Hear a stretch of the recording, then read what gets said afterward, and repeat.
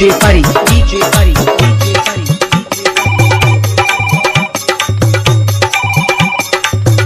अरे कहाँ बुलबुल बुलबुल कैले हो के बड़ा प्यार से बतियावत हो। माई के फोन रहल कल हम जात हई समझल कि ना। कहाँ जात हो?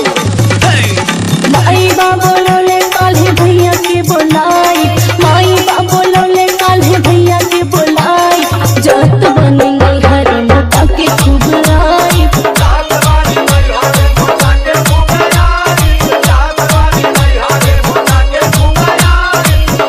अरे बड़ा प्यार देखली हो बाकी तोरे नैहरे से तरे।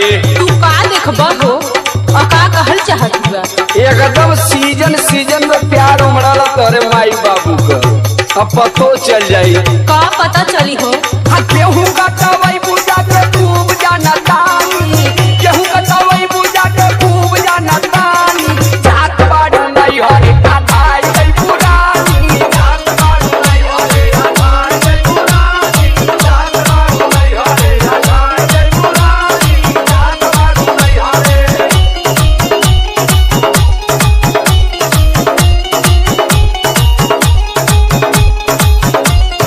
DJ Pari, DJ Pari, DJ Pari. हाँ तो खाली बस तुम्हें अपने लौकेला। हाँ तो तू लौकत बाड़ू भाई। हाँ कुल लौकेला खाली बस हमार शरीरिया ना लौकेला तुम्हें। का हो गल हो तोरे शरीर में? सुखा के आधा हो गई बाई तोहे दिखात ना बा। तो हे भाई तू कौन अपना रखले बाड़ू हो तो रोज ना पेलू। सुना बतावत है भई जाता खुल लिए ब्लाउज हमर ढील हो,